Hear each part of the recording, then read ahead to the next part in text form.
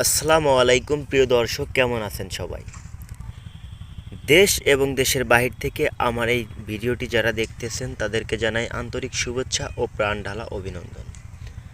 আমাকে অনেক ভাই জিজ্ঞেস করেছিলেন যে ভাই দ্বিতীয় স্প্রে কি করব, অর্থাৎ 15 থেকে 25 দিন বয়সী হালিতে কি স্প্রে করব, বা গাছ পচে যাচ্ছে বা না পচলেও এমনকি কি স্প্রে করব।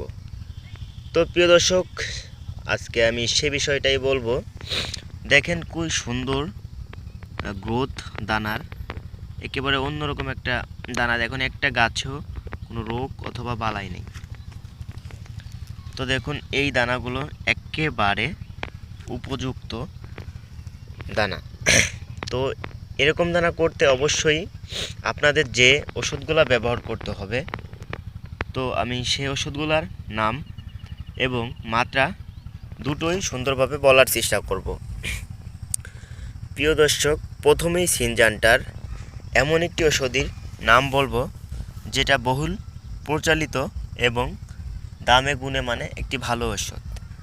সেটা হচ্ছে অ্যামিস্টার টপ।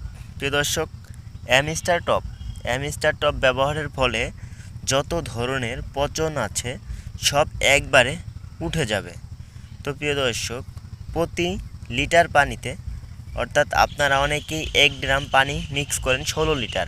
তো 16 লিটার পানিতে অ্যামিস্টার টপের যে ক্যাপটা থাকে সে ক্যাপের 2 ক্যাপ ওষুধ আপনি 1 গ্রামে ঢেলে দেবেন।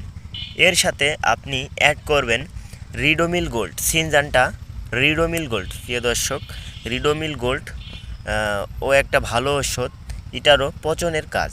অর্থাৎ এই দুটো একসাথে মিক্স করে যখনই আপনি দেবেন, আপনার গাছ ঠিক এইভাবে একেবারে সুন্দর, আমার মতো দেখুন কি সুন্দর গাছগুলো, সুন্দর সবুজ এবং লম্বা হয়েছে। ঠিক এইভাবে আপনাদেরও হবে। তো রিডোমিল গোল্ড ব্যবহার এবং নিয়মাবলী।